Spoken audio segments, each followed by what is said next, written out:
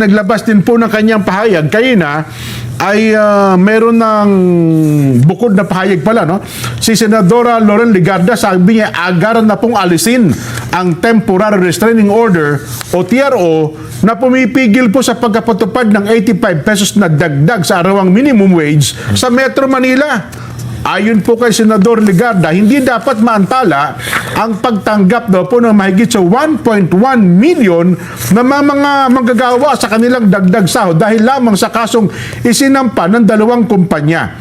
Hindi naghihintay ang gutom at iba pang pang-araw-araw na gastusin, kaya dapat daw po may patupad na ang wage hike, wage order nang wala pong pagkaantala. Naharang po kasi wage order matapos na maglabas ng TRO ang Pasig Regional Trial Court noon pong July 30, 2026.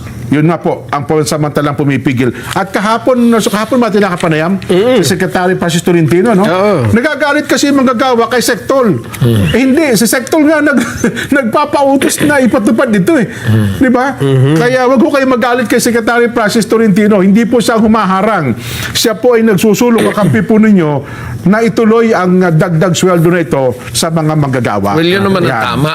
Tama. Yun naman ang tama dahil sa hirap ng buhay ngayon. Pero ang sinasabi nga natin, ano naman ang may tutulong natin sa mga negosyante na sa kasalukuyan ay tinatamaan na rin ng pagtaas ng halaga ng krudo, Totoo. pagtaas ng halaga ng dolyar, pagtaas ng halaga ng iba't ibang mga bagay na ginagamit sa pagninegosyo. Kasi ngayon, tataasan naman natin labor. Magsasara ba yan?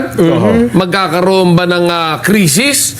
O dapat na handa rin ang ating pamahalaan para sagupain itong problemang ito, no? Hindi yung hihintay na lang natin. Yan, TRO na yan, well, tatanggapin natin. Yan yung ano eh. Yan ang utos ng korte. Yan ang utos ng batas eh. Oo. Pero ang sinasabi natin, sakali mang mawala yung TRO na yan, nakahanda ba ang ating pong bayan? Yan.